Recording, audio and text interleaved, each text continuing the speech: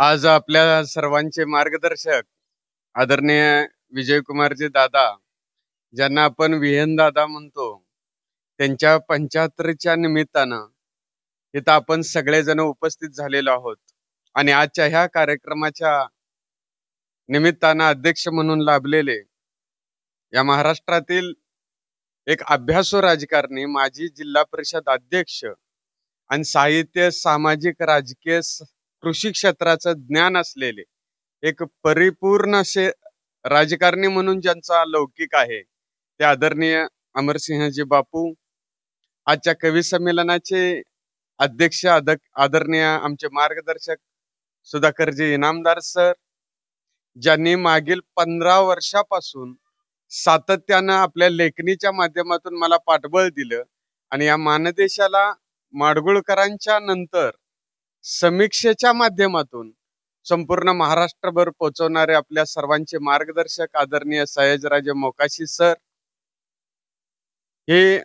हा कार्यक्रम चांगल्या पद्धतीने व्हावं म्हणून सातत्याने प्रयत्नशील असलेले व्याख्याते, प्रवचनकार आमचे मार्गदर्शक दिनेशजी देशमुख सर, ज्यांनी छान असं निवेदन केलं ते आमचे मार्गदर्शक श्रीकृष्णजी पडळकर सर असतील, आदरणीय बनगर सर असतील, सुनीलजी जौंजाळ सर असतील, डोंगरे सर असतील, कथाकार गायकवाड सर असतील, आणि सर्व साहित्याच्या प्रांतातील लोक आणि अण्णांच्या वरती प्रेम करणारे आपण सर्वजण. मी पहिल्यांदाच विचारलं की किती वेळ बोलायचा आहे, तर म्हणले शिजेपर्यंत, त्यामुळे तुम्ही काय काळजी करू नका. मला शिजलं की दिनेश साहेब खुणवणार आहेत की झालेले आहेत ताट, त्यामुळे तुम्ही अगदी बिनधास्त असा. कारण आता अण्णांनी सांगितलं, दादांनी सांगितलं की बाबा गावागावामध्ये यात्रा होत असताना आमच्या आटपाडीमध्ये यात्रा झाली नाही, परंतु विचाराची यात्रा संपूर्ण महाराष्ट्रभर पोहोचवणारा कुठला देश असेल तर मानदेश आहे. त्या बळावरती माणसं चांगल्या पद्धतीनं जगत गेली, वागत गेली, आणि म्हणूनच गावागावामध्ये यात्रा व्हायला लागल्या. पण खऱ्या अर्थानं यात्रेबरोबरच साहित्य संमेलन झाली पाहिजेत, विचाराचं मंथन झालं पाहिजे. आणि वयाच्या 75च्या निमित्तानं, लग्नाच्या 50व्या वाढदिवसानिमित्त एखादी व्यक्ती साहित्य संमेलन घेते, ही महाराष्ट्रातली एकमेव घटना आहे असं मला वाटतं. कारण इतक्या चांगल्या पद्धतीने, इतक्या जिव्हाळ्यानं, इतक्या प्रेमानं आदरणीय दादांनी आपल्याला बोलवलेलं आहे. कारण आपण आयुष्यात 3 प्रकारे एकत्र येतो: गरजेच्या नात्याने येतो, रक्ताच्या नात्याने येतो, आणि भावनेच्या नात्याने येतो. बरोबर ना? म्हणजे तुम्ही इतका आता नटून आलाय की 50वं लग्न नव्हतं, तर हे आज पहिलंच आता लग्न आहे का काय दादांचं दोघांचं वाटावं. इतक्या छान पद्धतीने, आणि दादांनी बी टोपी बिपी काढलेली नाही, म्हणजे ते त्या माहोल मध्येच आहेत ते. आणि रक्ताच्या नात्यानं आपण कसं एकत्र येतो, आपण सकाळी छान पैकी किचन बिचन स्वच्छ करतो, आणि आता आपल्याला वाटतं सगळा स्वयंपाक झालाय, नवऱ्याला एकदा डबा दिला, तो आपला कामाला गेला, जरा कलडीन म्हणतो तेवढ्यात ननंदीत. आपण काय म्हणतो, बरं झालं आला, बरं झालं आला म्हणतो का नाही? पण खरंच मनापासून म्हणतो असतो का? माधुरी दीक्षितला लाजवला असा अभिनय असतो का नाही आपला? आणि आतनं म्हणतो गारवानी कलडीन म्हणलं बरी आली, आहे का नाही? आता सुप्रिया दीदीने सांगितलं, छान सांगितलं, त्यांनी खूप छान भाषण केलं. गरजेच्या नात्यानं आपण कसं एकत्र येतो. एखाद्याला मिक्सर मागायचा म्हटलं तरी जाऊन एखाद्याला लगेच गेलो मिक्सर मागितला देते का? मग तिच्या जावाबद्दल सांगायला लागतं, भाऊजोबद्दल सांगायला लागतं, आणि एकत्र असताना तिने कसं कबाड केलं हे बी सांगायला लागतं. मग आपल्याला चहा बरोबर मिक्सर मिळतो, वाटी मिळते. परंतु भावनेच्या नात्याने एकत्र येणं म्हणजे काय, तर एखाद्याच्या वाढदिवसाला संमेलन होणं, सगळ्या पाहुण्या पैना बोलवणं, हे सगळ्यात महत्वाचं. कारण आम्ही इनामदार सर असतील, पडळकर सर असतील, देशमुख सर असतील, हे आम्ही सगळे साहित्यिक ज्या वेळेला वाढदिवसाला जातो, मोठमोठ्या हॉटेलमध्ये वाढदिवस होतात. आज नातं गरजेचं झालेलं आहे. ज्या क्षेत्रामध्ये तो काम करतो त्या क्षेत्रातली माणसं बोलवायची, त्यांच्या वरिष्ठांना बोलवायचं, त्याबद्दल त्यांना जे जे काय पाहिजे ते द्यायचं, आणि आपलं हित कसं जोपासायचं ही भूमिका सगळीकडे होत असताना माझी मुलं आयुष्यभर पाहुण्या पैंच्यात जेवलेली आहेत, मी आयुष्यभर पाहुण्यांच्यात जेवलेलो आहे. आणि त्यांच्या ताटामध्ये दोन घास पडावे, त्यांच्या हातामध्ये पाणी पडावं ही भावना दादांची आहे. कारण हे साहित्यिक मन आहे की दुसऱ्याने केलेलं प्रेम ते मनामध्ये ठेवून त्याचं उतराई होणं, त्यांनाही आपल्या आनंदात सहभागी करून घेणं हे निश्चित मनाने गरजेचं आहे. कारण यात्रा नाही तीच बरं झालं. आटपाडी गावात यात्रा नाही हे खरंच बरं झालं. का तर मी ज्या वेळेला 11-12वीला होतो तेव्हा बापा आमच्यात एक पाहुणा आला. म्हणजे भरपूर पाहुणे होते, त्यातल्या एका पाहुण्याला घ्यायची सवय होती आणि त्याने येताना एक बाटली आणली होती आणि त्याने मला खुणवलं की बसायची जागा दे म्हणून. मग मी म्हणलं पलीकडे खोलीत बसा. मग महिला फरसाना वगैरे घेऊन येतात का नाही, मग ते नेला. त्याच्या पुढे तो फरसाना फोडून कागदावर ठेवला. त्याला काय वाटलं कोणास ठाऊक, एकटं घेणं बरोबर नाही म्हणून मला म्हणला कोण घेतय का बघ. मी भोळे बाबडेपणानं हॉल पशी गेलो, चौकटी पशी उभा राहिलो आणि म्हणलं कोण घेणार आहे का.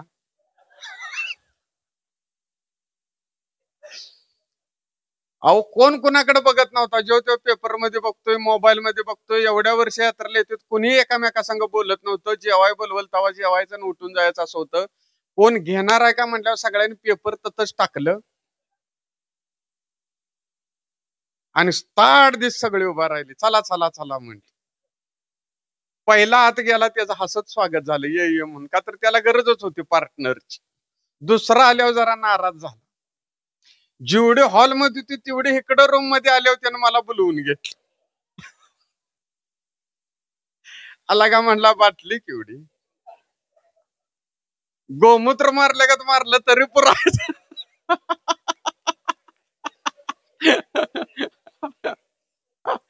आणलं का आता हे कस करायचं म्हटलं. थांबा, आमच्या गल्लीत एक मिलिटरी मॅन आहे म्हणलं. आलो लगेच मिलिटरी मॅन कडे गेलो. म्हणलं असं असं झालंय, मला तुंबा द्या. त्या काळात हो. मग तुंबा द्या म्हणल्यावर ते म्हणला देतो. म्हणलं आता माझ्याकडे पैसे नाही, ते 2 दिवसांनी देतो. म्हणलं पैसे नाही दे, पण तू मला मागितलीस यात समाधान.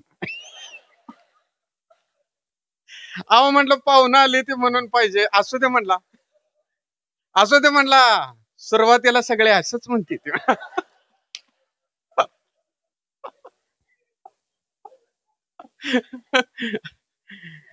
आणि 20 वर्ष बापू मी सगळ्यांना ते जेवाय वाढून वाढून माझी कंबार गेली होती.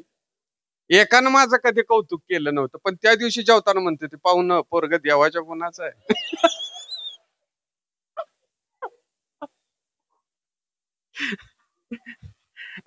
असे सगळे अवस्था असताना आपण सगळे मात्र आपला युगो सोडून, मेपणा सोडून आलेलो आहे. खऱ्या अर्थाने हे सगळं सगळ्यात महत्वाचं आहे की कुणालाही असं वाटलं नाही बापू की बाबा मी पुढे यावं. का तर बघा तुम्ही, म्हणजे माझ्यापेक्षा बापूने खूप राजकारणात बघितलेलं आहे. असे सोहळे असतात तेव्हा सत्कार करायला यायची किती बेशिस्त असते हो. किती ज्याला त्याला वाटतं मी आलोय दाखवावं आणि जावावं. पण इथं मात्र प्रचंड शिस्त घेऊन आलाय, प्रचंड शिस्तीत बसलाय. आणि हा वाढदिवसाचा कार्यक्रम नसून हे एक संस्कार शिबिर आहे. इतकं वाटावं, इतकं शांततेत चांगल्या पद्धतीने. कारण खऱ्या अर्थाने ते कौतुक आहे की आपण काय करतो म्हणून. का तर ज्याला त्याला असं वाटतं की म्हणजे माझ्या अंगावर किती घंट नाही दावावं आणि मग असं मिरवायचं 5 तोळ्याचा. अहो गाडगिळ गंडल पण बायका गंडत नाही. नजरेनं सांगते त्या 2 ग्रॅम कमी आहे.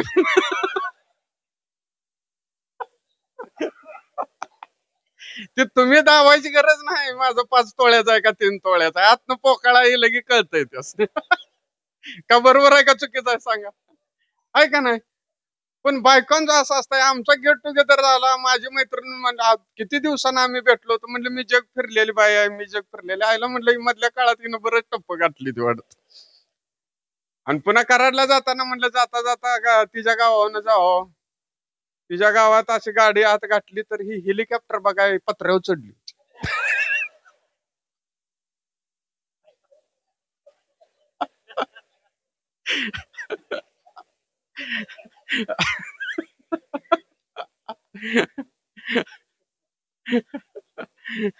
तर खऱ्या अर्थानं दाद देताय आणि तुमचं हसणं हे साधं राहणार नाही बरं का. 42,000 सबस्क्राईब असलेले पंढरीच्या वारीच्या हे युट्यूब चॅनेल तुमच्या पुढे आलंय. लाखो लोकांच्या समोर हा कार्यक्रम जाणार आहे.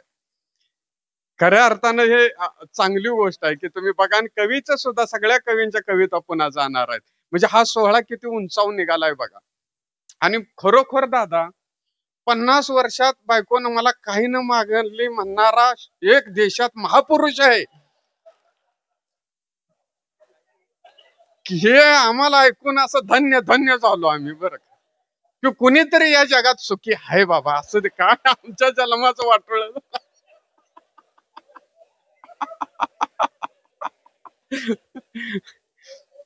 आणि आम्हाला बी 50व्या लग्नाच्या वाढदिवसाला तर सुख लाभल ह्या आशा आम्ही मटण खाऊन जाणार. भले आमची जवानी अशीच जाऊच. आता काय तुम्हाला सांगायचं म्हणजे, आता सरांनीच आज जोक सांगितला. परवा बायको मला म्हणजे सिलेंडर घेऊन ये. आता मी असं बोंबलत हिंडाय सोकावलोय. गेलो आणून ठेवला, त्याला जरा कलर बिलर नव्हता. मला म्हणजे तुम्हाला काय कळतं का हो? जरा तर काय बघून आणायचं नाही. मग सिलेंडर म्हणजे काय डबा आहे ह्यो? हा? का वांगा आहे? मला म्हणले तुम्हाला चॉईसच नाही. सगळ्या गोष्टी थर्ड क्लास, सगळ्या गोष्टी थर्ड क्लास. एवढं मात्र पटलं बरं का मला. लय हसू नका, वहिनी बघते त्या. नाही कार्यक्रम इथं होईल आणि सत्कार घरात.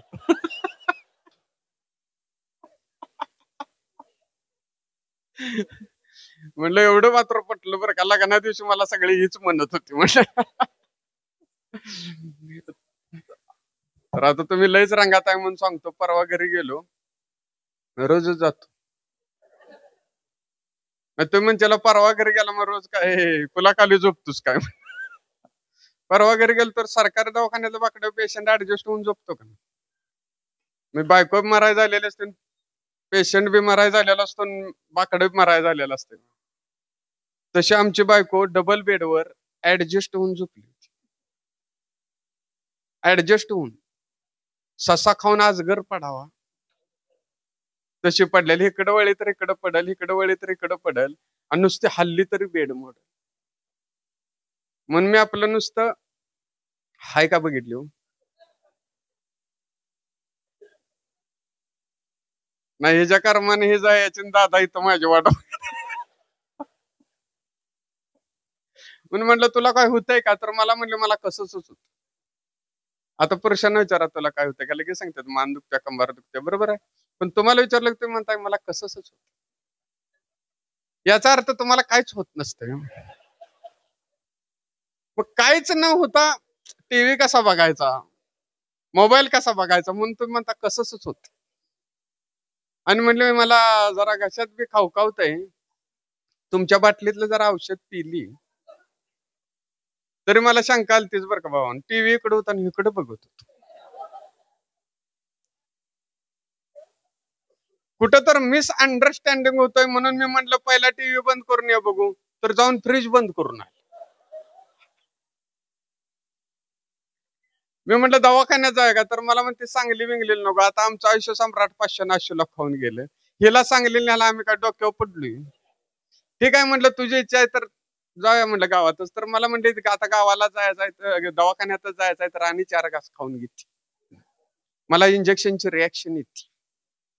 आणि इथं बापू आहेत, बापूंच्या साक्षीने सांगतो, बापूंच्या मागं पळणं सोपं, अण्णांच्या मागं पळणं सोपं. भविष्यात बापू आमदार होणार आहेत, त्यावेळेला सुद्धा त्यांच्या मागं पळणं सोपं. पण बायको सोबत चालणं सगळ्यात अवघड. आपण बायको सोबत निघालो की असे एखाद्याच महिला पण गेली की आपल्याला एखाद्या साडीचा कलर आवडतो,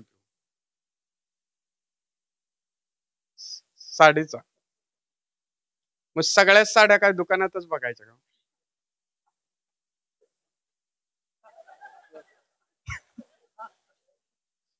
बरं आपण दुकानाला पुढे उभा राहिलो आणि बघितलं, ते दुकानदार काय म्हणतो माहित आहे का, साहेब नेहा वहिनीला चांगली दिसत. आता वहिनी काही मावस बनाय असले 2 जोडायला लागते त्या सांगून पटेल. म्हणून आपला तुमच्या आमच्यासारखा सामान्य माणूस काय करतो, हिंडत्या फिरत्या साड्या बघ.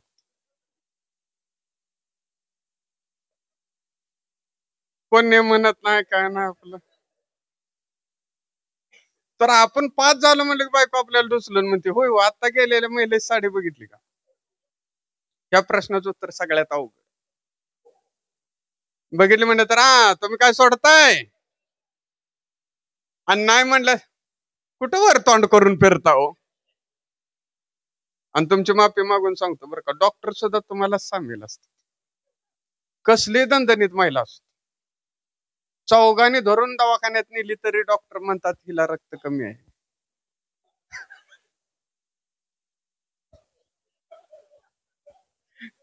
बापू, एका तर महिलेला रक्त चढवलेल्याचा फोटो कधी बघितलाय का हो? कधी तर बघितला असला तर उठून त्याचा सत्कारच घेऊया आता. कुणाला ह्यातले चढवलंय का? अजिबात नाही. आणि माणूस म्हणते रक्त कमी आहे, दुसऱ्या मिनिटाला लगे रक्त लावते, चढवून लगे कामाला घालवते. डॉक्टर तुम्हाला काय म्हणतात माहिती आहे का? तुम्हाला रक्त कमी आहे, मग काय करा? सफरचंद खावा. बरोबर आहे? खारीक खावा, खोबरं खावा, आणि सगळ्यात महत्वाचं म्हणजे विश्रांती घ्या. आता कुठं रोजगार हमी कामाला आहे तुम्ही? मग गेल्यावर डॉक्टर म्हणले वहिनी का आलाय? बायको म्हणले मला कसंच होतंय. डॉक्टर म्हणले तुम्हाला पाण्याची अलर्जी, तुम्ही अजिबात भांडी घासू नका. बायकोनं माझ्याकडे बघितलं, म्हणजे काही अडचण नाही. ठीक आहे म्हणलं, उभे घुसळून टाकायतील. पुन्हा म्हणला स्वयंपाक सुद्धा करू नका. बायकोनं माझ्याकडे बघितलं, काही अडचण नाही म्हणलं. म्हणलं लयच होतंय म्हणून म्हणलं डॉक्टर माझ्या बी घ्याच्यात जरा खाऊ का? तर मला म्हणतो बिडी वाढता काय? नाही म्हणलं गांजा ओढतो. आला का कधी तर आमच्या बाजूने बोलत जा की म्हटलं. आणि खऱ्या अर्थानं अण्णांच्या वाढदिवसाच्या निमित्तानं आपण सगळे एकत्र आलो. घरात ज्येष्ठ माणूस असणं यांच्यासारखं सौंदर्य जगात काय काय नाही. का तर मी आज आता ते शूटिंग चालू आहे, माझं वडील जिवंत आहेत ते बघणार आहेत. मी सांगतो, माझं वडील 85 वर्षाचे आहेत. ज्या वेळेला ते 70 वर्षाचे होते त्यावेळेला त्यांना गोनच चावली, दवाखान्यात होते. आणि तुम्हाला सांगतो, ते दवाखान्यात होते, गोनच चावलेला माणूस अजिबात जिवंत राहत नाही. मी घरातलं सगळं सोनं मोडलं, वस्तू मोडल्या, आणि वडिलांना 4 महिने दवाखान्यामध्ये होते. 4थ्या महिन्यामध्ये दुपारी एकदा त्यांना असंच मी घास भरवत होतो, मला अजून आठवतंय, सिव्हिल मध्ये वडिलांनी माझा हात धरला आणि मला म्हणले आता मला सोसत नाही आणि आता काय मला जगायचं नाही. मी म्हणलं तात्या तुम्हाला जगायला पाहिजे. म्हणले काय आता जगून करायचं आहे? मी म्हणलं एक दिवस मी रक्ताचं पाणी देहाच्या आराधना आणि तत्वाची साधना करेन आणि अखिल भारतीय मराठी साहित्य संमेलनात कथाकथन करेन, त्यावेळेला तुम्ही पाहिजे. 86व्या अखिल भारतीय मराठी साहित्य संमेलनात कथाकथन झालं. त्याच वडिलाच्या खांद्यावर शाल ठेवली, माझ्या आयुष्याचं सार्थक झालं. कारण वडील घरात असणं हे जगात सगळ्यात महत्वाचं. आम्ही पलूस तालुका आहे, पलूस गावामध्ये आम्ही गेलो आणि बापू आणि वडिलांना चप्पल घ्यायचो, तर एका दुकानात नेलं मोठ्या आणि म्हणलं चप्पल घ्या. मग तो माणूस चप्पल दाखवायचे, तिथली मुलं, आणि पैसे सांगायचे. मग ही सामान्य माणसं 250 रुपये चप्पल सुद्धा ज्यादा वाटतं, बरोबर? सामान्य अडाणी माणसाला 250 रुपये चप्पल. मग पहिल्यांदा विचारायचं किती रुपयाला, किती रुपयाला, किती रुपयाला. पुन्हा नंतर नंतर विचारायचा विषय बंद झाला आणि फक्त चप्पल घालणं चालू झालं. एक चप्पल पसंत पडलं, काउंटरवर आले, किती रुपये म्हणल्यावर 750 म्हणलं. वडील म्हणलं अजिबात घ्यायचं नाही. अहो म्हणलं ही गोष्ट किरकोळ झाल्या, घेऊया. काय केलं ऐकण्यात, शेवटी घेतलं आणि गावामध्ये आले आणि पायावर पाय टाकून असं बसले होते. त्यांचेच मित्र 4 उभा राहिले तिथं आणि ते म्हणले तात्या चप्पल चांगलं विकत घेतलंय. म्हणले होय, मी घ्यायचंच नव्हतं, पण पुन्हा किंमत कळाली. तर तो पुढला माणूस काय म्हणला माहिती का बापू, देवळात गेल्यावर जरा लक्ष ठेवा. तर वडील माझ्याकडे बघून म्हणले देवळातच नव्ह, मी घरात सुद्धा लक्ष ठेवून आहे, तुला काय?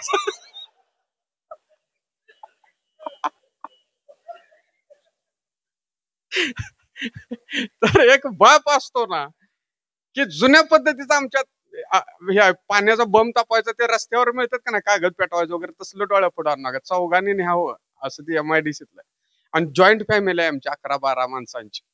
आणि तू रोज सकाळी वडिलांचं पहाटेचं ते जळण घालायचं आणि पाणी तापायचं आणि आंघोळ करा, आंघोळ करा. पोरं म्हणते सारखं तात्या उठले की आंघोळ करा, आंघोळ करा म्हणते. म्हणून आम्ही ते गॅस गिझर बसवला.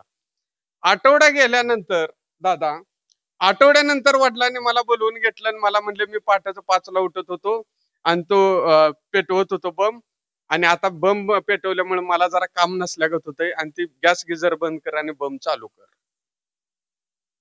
म्हटलं ठीक आहे, तुमची इच्छा आहे तर तसं करूया. मग ती गॅस बिझर बंद केला आणि बंब पुन्हा चालू केला. 8-10 दिवस गेले. मी त्यांच्या जवळ जाऊन बसलो दुपारी आणि म्हटलं, तात्या तुम्ही म्हणताय ते बरोबर आहे. ह्या वयात जर माणूस पाकच रिकामा झाला तर माणसाला गमत नाही, जमत नाही, दिवस जात नाही. त्यामुळे त्या निमित्तानं तुमचं हे आपले पहाटेपासूनच दिनक्रम चालू झाला आणि त्यात तुम्हाला समाधान मिळायला लागलं. वडील एकच वाक्य मला म्हणले, की तुला समाधानाचं जर बोलायचं असलं तर तुला एक सांगतो, गारवाने बसण्या इतकं समाधान नाही. पण माझ्या डोळ्यात एकच जर 11 जण तुम्ही गॅस गिझरवर पाणी तापवून शावर आंघोळा करायला लागला तर माझ्या डोळ्यात एकच इकून खाचेला म्हटलं.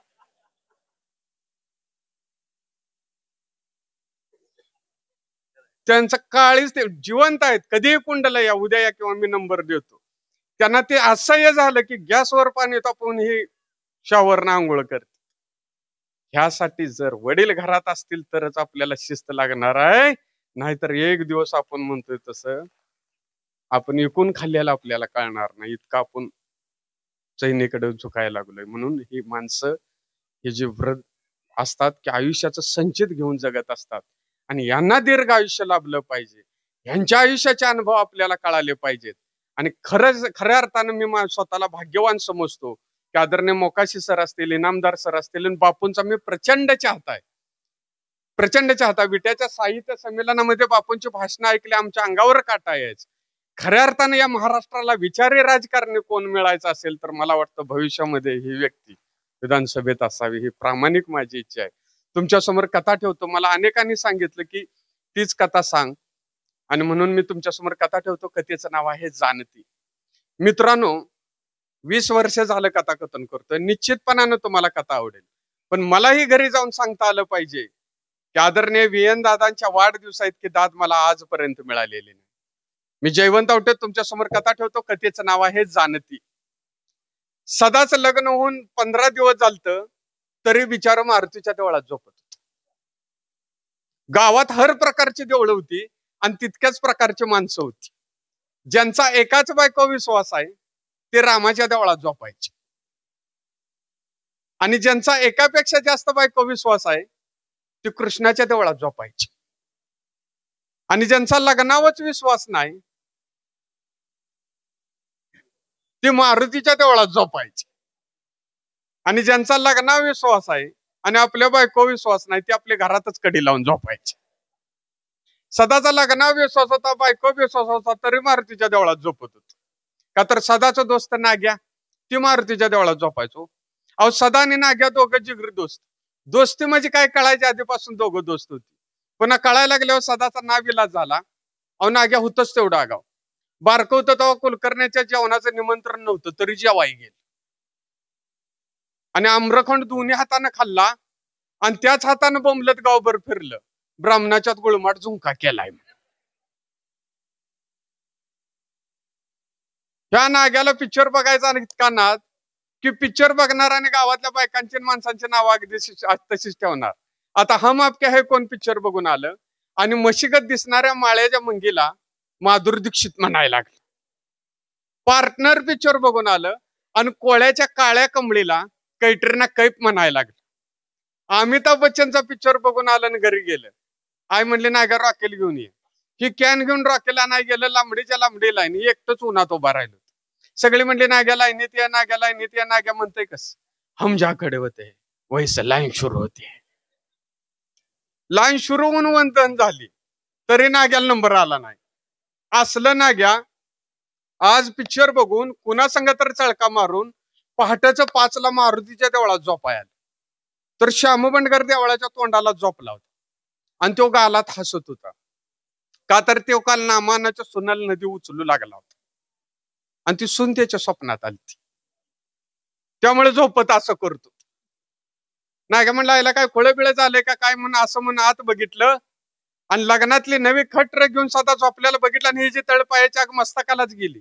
म्हणलं लग्न होऊन 15 दिवस झालेत, रोज म्हणलं देवळात झोपतोय, सगळं गाव नावं ठेवतोय म्हणून सगळे उठायच्या आधी मी याला घालवतोय, आज जरा लेट झालो, हे याला उठा येत नव्हतं का असं म्हणून श्यामबंडकरच्या नरड्यावर पाय देऊन आत गेले. श्यामबंडकरला वाटलं नामानाच्या सुननच आपल्या नरड्यावर पाय दिले. म्हणून वहिनी चुकलं म्हणून नाग्याचा पाय धरायला लागला. नाग्यानं पाय झिंजाडला ना आत गेला तर सदा केव्हाच निघून गेलता. आणि पाटाचा गारठा पडलाय म्हणून गणू आबान रग घेतली होती. गणू आबा उठला आणि काठी मारा कुत्री मारायची काठी घेऊन माग लागला. अहो नाग बिळकात घुसावा तसा नाग्या बळात गायब झाला. इकडं अंधाराचा फायदा घेऊन सदा घराकडे निघालं होतं. डोळ्यापुढे ना 15 दिवस झाले लग्न झाले तरी तेवढा झोपतोय माणूस एक नाव ठेवल का हो. म्हणून आपला अंधाराचा फायदा घेऊन घराकडे निघाला तर रघुआप्पा स्वतःच्या घरापुढे कमरो हात ठेवून उभा राहिला आणि तिची बायको इकडे भांडी घासत होती. रघुआप्पाला कमरो हात ठेवायचा लय नाद. पंढरपूरचं होतो आणि पांडुरंगाच्या वाहनाव गेलतो पण गुणाव गेलं नव्हतं. दिसल तिची माप काढायची. सदान ओळखला आपल्याला काय तर म्हणणार आहे म्हणून बघून न बघितलं करत निघाला. तेवढ्यात रघुआप्पा म्हणला सदान वळून माग बघितलं आणि रघुआप्पाच्या बायकोला म्हणला वहिनी गड्याच्या आवाजात हाका मारली काय नटरंग बघून आलाय काय. नाही म्हणला मी मारली. म्हणला आप्पा हसायच तर किमान दात तर दिसला असत. म्हणला मला एक सांग तुला बायको पसंत आहे का.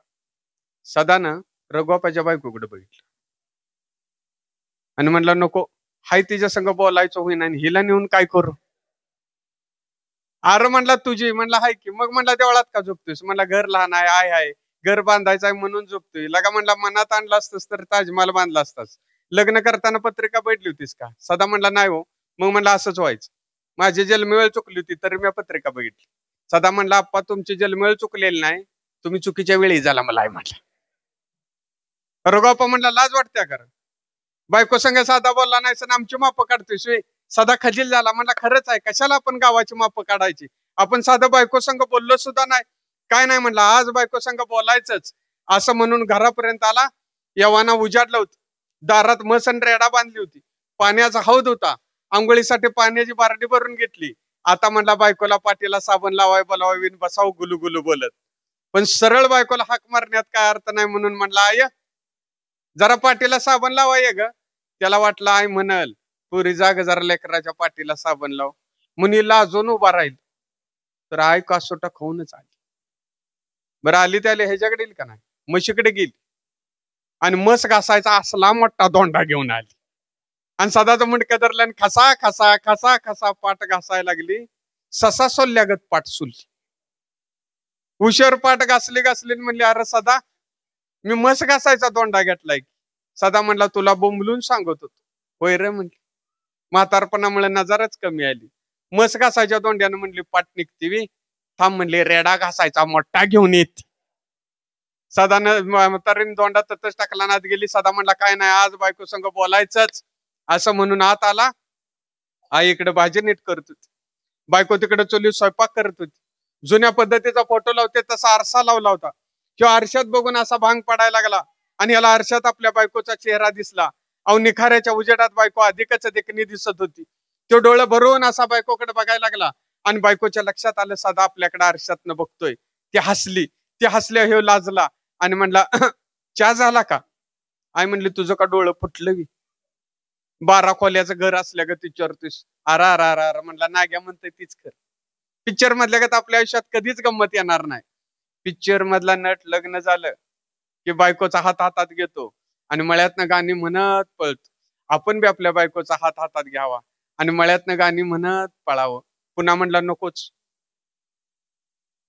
आपल्या मळ्यातली कुत्री नाहीत शहाणी फोडून काढतील. मग म्हणला करावं काय बायको संग बोलावं कसं. नाग्या म्हणतोय तीच खरं. पिक्चर मधला नट लग्न झालं की शर्टाची बटणं तोडतो आणि देतो लांब फेकून आणि बायकोला म्हणतो माझ्या शर्टाची बटणं काय झाली. मग बायको येते सुई घेऊन लावते त्याच्या शर्टाला बटणं. बसतात दोघं जण गुलू गुलू बोलत. आपण बी नाही असं करायचं म्हणला. आता नाही ठेवायची. गेला खुरपं घेतलं करा करा करा करा कापली दिली बटणं फेकून आत गेला ना. आईला म्हणला आय माझी बटणं शर्टाची काय झाली. आई म्हणली उक्ती घेतली असंच होयाच. काढ म्हणली तोपर्यंत लावते तोपर्यंत म्हशीला रेड्याला पाणी दाव. बाहेर गेला 2 बारड्या भरून घेतल्या. म्हशी पुढे एक ठेवली रेड्या पुढे एक ठेवली. दोघं मचा पाणी प्यायला लागली. उशीर त्या रेड्याकडे बघितलं आणि म्हणला आईला माणसाच्या जन्माला जाण्याऐवजी त्या रेड्याच्या जन्माला गेलो असतो बरं झालं असतं. निदान त्या म्हशीकडे बघून हमराय तर गावला असत. असं म्हणून आत आला. बायको शर्टाला बटणं लावते तोपर्यंत पॅन्ट घालाय गेला तर पॅन्टला बटणं कुठं आहेत. आईला म्हणलं आय माझ्या पॅन्टची बटणं काय झाली. आई म्हणले अरे सदा घरात बटणं हायत वी म्हणून पॅन्टची काढली आणि शर्टाला लावली. अगं मग मी पॅन्ट घालू कशी? पिंडीच्या पत्याला सुतळे की म्हटली बांध. कोण आता बघतोय? सदाने कशी तर पॅन्ट बांधली गावात आला तर नाग्या नटून थटून उभा होता. नाग्या म्हणला बायको संग बोललास का? सदा म्हणला नाही. अल्लागा म्हणला माझं लग्न होईना, तुझं होऊन काय उपयोग नाही, आपण लग्न झालेल्याला विचारूया. 10 मिनिटं गेली. आणि खवीस आला. आणि खवीसला म्हणली अनिलराव तुम्ही बायको संग पहिल्यांदा कधी कुठं काय बोलला सांगता का? आणि खवीस म्हणला मी बायको संग पहिल्यांदा कधी कुठं काय बोललो तुम्हाला अगदी सविस्तर सांगतो, पण मला आधी सांगा कुणाच्या बायको संग? अरे म्हणले गावाच्या बायका संग नव, तुझ्या बायको संग. अरा अरा अरा अरा म्हणला कशाला तो डागाळ्याला भूतकाळा काढता? म्हणला का? लग्नाच्या पहिल्या रात्री तिला बरं वाटावं म्हणून म्हणलं समज मी मेलो तर तुझं कसं होईल? तर मला म्हणली मी खुळी होईन आणि जिंजेस काढून सगळ्या गावभर फिरीन, कुठल्या बी नवऱ्याला बरं वाटेल की हो. म्हणून मी म्हणलं तू खरंच खुळी होशील? तर मला म्हणली 90% मी खुळी होईन. म्हणजे तू दुसरं लग्न करणार नाहीस? तर तसं काय नाही म्हणली, खुळी काही बी करू शकते, खुळीची काय गॅरंटी म्हणली. अरा अरा अरा अरा अरा अरा म्हणली ही सामान्याला विचारल्यामुळे असं झालं. म्हणजे गावात एक कथा कविता करणार होता आमच्यासारखं आणि त्याचं लग्न झालं. त्याला गावात हुडाकला. ती गावात गावतय. ते रानात आंब्याच्या झाडावर वहीन पेन घेऊन बसलो आणि पोपटाकडे एकटक बघत होत आणि चिमणीव कविता लिहित होत. ही गेली म्हणले नमस्ते कवीवर ये. म्हणलं वर कशाला? मीच खाली येतो.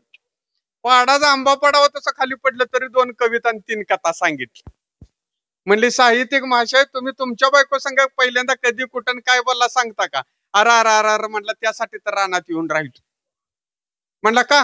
लग्नाच्या पहिल्या रात्री म्हणला तिला बरं वाटावं म्हणून मी एवढा मोठा कवी असताना म्हणलं इथून पुढे मी कविता सोडली. तिला वाटलं मी कुठल्या मुलगीच नाव घेत. ती म्हणली माझ्यासाठी तुम्ही कवितेला सोडताय तर मग मी बी बाहेरला गेल्यावर पक्याला आणि संजयला ही सांगते.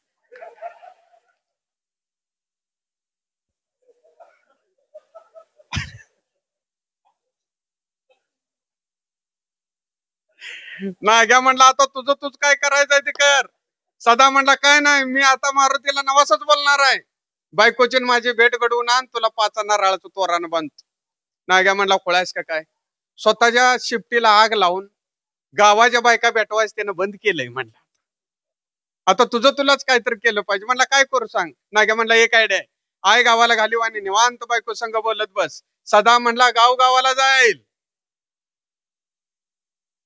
पण आई गावाला जाणार नाही. लागा म्हणलं मी कशाला एवढं पिक्चर बघतोय, नाटकं बघतोय, तुझ्या आईला गावाला गेला पाहिजे अवघड आहे. म्हणला 6 वाजता येतो. म्हणलं तू थांबू नको. 6 वाजता गेला. सदाच्या आई हुमऱ्यावर बसली होती. गेला पाया पडला आणि म्हणला नमस्कार करतो काकू. काकू म्हणली सदाचं लग्न? नाग्या सदाचं लग्न झाल्यापासून इकडे फिरकायचाच बंद झालास. नाग्या म्हणला काकू महात्मा गांधीजींनी म्हटलंय दोस्ताचं लग्न झालं की पुन्हा त्याच्या घराकडे फिरकायचं नाही. नाग्या सदाची आई म्हणली महात्मा गांधीजींनी ही बी म्हटलंय? म्हणलं तुला खरं सांगू का? मीच म्हटले. पण या देशात गांधीजींनी म्हटलंय म्हणल्याशिवाय कोणाला खरंच वाटत नाही. म्हटलं आम्ही काय म्हणला महापुरुष आहे. नाग्याच्या डोक्यावर नाच फिरवत सदाची आई म्हणली नाग्या सदाचं लग्न झालं, आता तुझं लग्न झालं मग मी मराय मोकळी झाली. नाग्या म्हणला प्रयत्न चालू आहेत, तुला लय दिवस जगायला आवत नाही. म्हणलं तू कुडू कोंबडीगत घरात काय करतेस? येच एक जरा गावाशिवाय फिरून. होय रे म्हणले मी जाईन म्हणते पण हिमस आहे की माझ्याशिवाय धारच देत नाही. म्हणजे काहीतरी प्रयत्न कर, मार्ग काढ. म्हणजे एक आयडिया आहे. म्हणजे काय? तू धार काढणार असशील तर मी गावाला जाते. नाग्या उठला आणि म्हणला काकू तू जर गावाला जाणार असशील तर मी म्हशीचीच काय, पण म्हणजे असे तसे काढाय नाही. म्हणलं मग तिला बाईची सवय साडी नेसून काढायची. नाग्या म्हणलं तुला काय लाज शरम आहे का? गड्यासारख्या गड्याला साडी नेसायला लावतेस?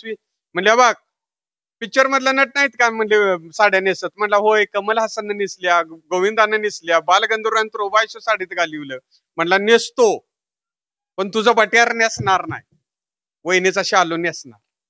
नेसायचं आहे तर जरा जीवाची हाऊस तर करून घेतो की. म्हटलं दिवस मावळा आल्याला ह्याला साडी नेसवली, पदर घेतला आणि पाया पडताना म्हणला नमस्कार करते जीप चावली.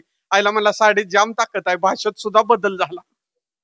हातात डिचकी घेऊन अफसर आलेच्या धर्तीवर ठुमकत ठुमकत चालायला लागलं. मध्येच थांबलं माग वळून म्हटलं काकू म्हशीला रेडकाच सवय नाही नव्हता? नाही मला का असं तोंड घालायला लावशील? नाही नाही म्हणले हो पुढे. ही जन्मात पहिल्यांदा साडी नेसलो होतो, म्हशीच्या कासात हात घालाय गेलं, म्हशीने बॅकिक दिली, उचलून शेणात पडली. सदाच्या आईने जाऊन घरात आत जाऊन कडी घातली. ही बाहेर आलं, अंधार पडलेला, हाताचं साडीचं शान वाकून काढायला लागलं. तेवढ्यात सदा आला. सदानं बघितलं तर घराचं दार बंद. की याच्या बायकोची साडी नेसलंय, पाठमोर आहे. वाकून हाताचं साडीचं शान काढतय. सदा म्हणला आयला नाग्यानं जोरात काम केलं, आई गावाला गेली. आता म्हणला 2 महिन्यात पहिल्यांदा बोलायची संधी गावली, हिची गंमतच करूया म्हणून वळलेल्या पाल्यावर सुद्धा पाय न देता दपकत दपकत दपकत गेलं आणि वाकलेल्या नाग्याच्या पाठीवर हात टाकला. नाग्याला वाटलं मसच सुटली आणि हौदाच्या पलीकडे उडी मारून पळाल. सदा म्हणला 2 महिन्यात बोलायची संधी गावली, तुम्ही खोळ्यात पळाय का लागल्या म्हणून सदा त्याच्या मागे पळायला लागलं. अहो नाग्या गुडघ्याच्या वर साडी घेऊन पळत होतं. आईला म्हणला जातीला लोढणा तर घालायचा का नाही. अहो वारा पिऊन उंडारणाऱ्या वासराचा कासरा धरावा तसं नाग्याचा पदूर धरला. नाग्या घरा घरा घरा फिरलं. अहो नाग्याच्या मनात सुद्धा नव्हतं की आपलं चौकात वस्त्रहरण होईल, आणि सदाच्या ध्यानात सुद्धा नव्हतं की साडीच्या आत नाग्या असल. सदानं घरला आला, 2 घास खाल्लं, वळकीट घेऊन देवळात गेला. शामू बंडकर गोना आबा रघो अप्पा सगळे अशी बसलेले. तेवढ्यात नाग्या आला. नाग्याच तोंड असलं सुजलं. हनुमान कोण नेमका ओळखत नव्हतं.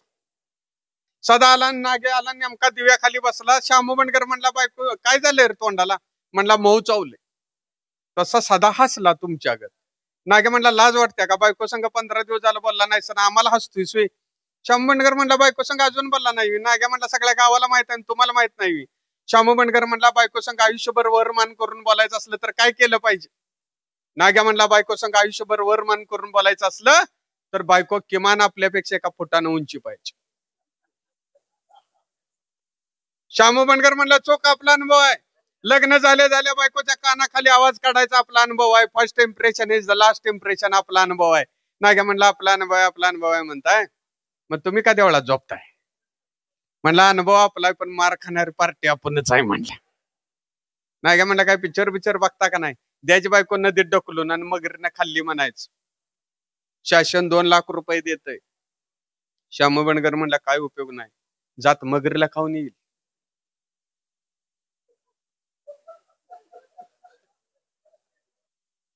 आणि शासनाला मला 5-50 हजार द्यायला लागतील. दयेचा अर्ज घेऊन बापूकडे जायला लागेल. म्हणलं एवढे खतरनाक बायको आहे का. म्हणला खतरनाक, मलिंगाचा बाउन्सर चुकवा येईल पण जातीचं लाटणं अंड्याच्या उलट्या ट्रेगत नुसतं टेंगाळच लागते ते. म्हणलं सदा म्हणला अरे प्रत्येक गोष्टीत हसणं, प्रत्येक गोष्टीत विनोद. नाग्या म्हणला सदा तुझ्या आयुष्यातील प्रत्येक प्रसंग आम्ही हसण्यावर घेतोय म्हणून तुला दुःख होणं साहजिक आहे, पण हसणं निवळ वरवरचा वास्तव खूप वेगळा आहे. अरे समाज प्रबोधनाच्या गप्पा मारणारे लोक जेव्हा एअर कंडिशन मध्ये बसून गरिबीची व्याख्या करू लागतात, आपले बंगले टुमदार बांधून दुसऱ्याच्या दारिद्र्याचा बाजार मांडतात, मंदिर मस्जिद चर्चला लाखो रुपयाच्या देणग्या देऊन गरिबाच्या झोपडीकडे तुच्छतेने पाहतात, त्यावेळेला सामान्याला पोट धरून हसण्यापलीकडे काय करता येऊ शकतं. या हसणं म्हणजे गरिबाला अधिक गरीब करू पाहणाऱ्या व्यवस्थेला नाकारणं आणि आपल्या आई वडिलांना वृद्धाश्रमात ठेवणाऱ्या मुलापेक्षा आपल्या आईसाठी देवळात झोपणाऱ्या सदाला स्वीकारणं. तुझ्या वेदनेवर घातलेली फुंकर म्हणजे विनोद आहे. दोघांनी एकमेकाला कडकडून मिट्या मारल्या. पाणावलेल्या डोळ्यानं दोघांचा चेहरा स्पष्ट दिसलं आणि सदा आपल्या घराकडे झोपायला निघाला. सदाच्या बायकोनं रोजच्या प्रमाणे जेवणावरली, दिवा उशाला घेऊन अंतरुणाला पाठ टेकली. आता ती उद्या शेतावर जाणार होती, आपल्या पतीला भेटणार होती. तिला कौतुक वाटत होतं. इतक्या दार वाजलं टकटक. तिने कायच केला, आपला धनीच असला पाहिजे. इतक्यात सासू जागी झाली. सासू म्हणली कोण आहे. सदा ग बाहेरने कचरचा आवाज आला. ती म्हणली पोरी बघ लेकराला पाणी पाहिजे असेल. ती उठली, तिनं तांब्या हातात घेतला, वर फुलपात्र ठेवलं, बंद दरवाजाजवळ गेली. तर त्या हाताने कडी काढली, बाहेर सदा होता पाणी. कचरच्या आवाजात ती म्हणाली हे घ्या. एवढ्यात सासून कुस बदलली. उद्या शेताव ये एवढं बोलून तो निघून गेला. ती आत आली. तिने विचार केला तेच घडणार होतं. उद्या ती शेताव जाणार होती, आपल्या पतीला भेटणार होती, धन्याला भेटणार होती, ज्याच्यासाठी ती अधीर झाली होती, त्या कारभार्याला भेटणार होती, त्याच्याशी गोड गोड बोलणार होती, त्याला 2 घास खाऊ घालणार होती, त्याचं तोंड गोड करणार होती. या विचाराने ती लाजली. तिने दिवा मालवला आणि अंधाराच्या हवाली झाली. रोजच्या पेक्षा लवकर सदा नाळी दिली. आयो मी शेतावर जातोय, तिला जेवण घेऊन लावून दे. सदाची आई जागी झाली. सदा सदा म्हणून हाका मारल्या, पण सदा केव्हाच निघून गेला होता. तिने सोन्याला विचारलं, काय म्हणत होता ग? तिने सांगितलं, शेतावर गेले तर मला जेवण घेऊन यायला सांगितलंय. सदाची आई म्हणली, अगं तू नवीन वर एकटी दुकटी कशी जाणार, मीच जात. तिनं गुमान स्वयंपाकाला हात घातला. परात अंगठ्या धरून पीठ कालवू लागली. निखाऱ्याच्या उजेडात ती अधिकच देखणी दिसत होती, पण तिचं चित्त जेवणावर नव्हतंच. तिला आपल्या पतीला भेटायचं होतं, धन्याला भेटायचं होतं. शेवटचा प्रयत्न म्हणून म्हणली, आत्या मीच जाते, मला वाट बी माहिती आहे. बरं बया जा, असं म्हणताच ती खुश झाली आणि जायला निघाली. इतक्यात सासू म्हणल्या, बघ. साशाच्या काळजानं तिनं मागं बघितलं. सासू म्हणली, ऊन मी म्हणतय आणि कालपासून आभाळ बी निघायला लागलंय. आलाच पाऊस तर गडीभर थांब तिथं. बर म्हणून ती घराबाहेर पडली. आता ती गावच्या रस्त्यानं चालू लागली. गावातल्या बायका तिला जवळ बोलवू लागल्या. नवी नवरी म्हणून तिचं कौतुक करू लागल्या. एक दोन राबत्या बायकांचा हात तिच्या गालावरून फिरलं, पण तिचं लक्ष तिकडे नव्हतंच. तिला आपल्या पतीला भेटायचं होतं, धन्याला भेटायचं होतं. ती चालत चालत पांदीजवळ आली. पांदीतनं वर आली. मेहनती करून वावर तयार होती. पहिल्या पावसाची ओढ त्या शेतसरला लागली होती. इतक्यात पळत्या ढगाची सावली तिच्या अंगावर पडली. विस्कटलेले केस सावरी तिनं वर पाहिलं. गोवर्धन उचलणाऱ्या गवळ्याच्या सावळ्या पोरागत ते काळं ढग आपल्याकडे बघून हसतंय असं तिला वाटलं. ती पुन्हा पुढे चालू लागली. सरी सोडलेल्या वावरात बायका लगबगीने काहीतरी टोकत होत्या. सखूची देखणी सून पाहताच वाकल्या बायका कमरला हात लावून उभ्या राहिल्या. आणि तू शेताव कशी म्हणून विचारलं. तिने सांगितलं, यांचं जेवण घेऊन आल्या. त्या बायकांनी वर बघितलं. निळ आकाशात काळा आभाळ होऊ लागलं होतं. आज पाऊस येणार हे त्या बायकांनी ओळखलं. त्या गाल्यात हसल्या. ती पुन्हा पुढे चालू लागली. तिला पाहताच सदाने सपराची वाट धरली. सदा सपरात शिरताना बघितला आणि ती थबकली. तिचे पाय जड झाले, कसा कोरडा पडला. तापल्या जमिनीशी एकरूप होऊन ती आता शिलकीने चालू लागली. आता आबाळ गच्च भरून आलं होतं. आता नाही तर कधीच नाही या वेड्या आवेगानं ते काळं ढग टिचून भरलं होतं. सुकल्या ओठावरनं जीभ फिरवत ती सपरात शिरली. आज तिचा पती उभा होता, धनी उभा होता, ज्याला भेटायला ती अधीर झाली होती. तो कारभारी उभा होता. इतक्यात वाऱ्यानं उन्हाळ गती घेतली आणि पावसाची पहिली सर घेऊन तो सपरात शिरला. त्यांगी शहारली, पदर सावरायचं विसरली. वारात येऊ नये म्हणून त्यानं दार लावलं. आणि आता पावसाचा संयम सुटला. धरतीला भेटायला सनाट्यानं धावला. भरून आलेला आभाळ बरसून बरसून मोकळं होत होतं. पाऊस पडत होता. जमीन भिजत होती.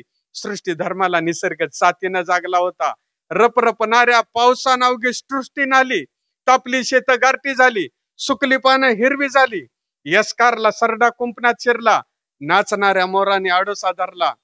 रपरपणारा पाऊस हळूहळू कमी झाला. अंगावर दैवार घेऊन साड साड तृप्त झालं.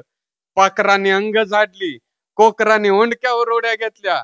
ते ओलीत सपार अंग नितळत उभा होत. भिजलं दार तिनं अदबीन उघडलं आणि दवात भिजलेल्या गुलाबाच्या फुलासारखी खाली मान घालून ती घराच्या दिशेनं चालू लागली. तिच्या मनाचं हलकं फुलकं पीस झालं होतं. ती धन्य झाली होती. तिच्या पतीचं प्रेम तिला उमजलं होतं. एका कळीचं आज फुल झालं होतं. ओला वारा तिच्या अंगावरून गेला आणि सुगंधित झाला. निसर्गाशी एकरूप होऊन ती अंगी सुखावली होती. ती नांदती होतीच, आज जाणतीही झाली.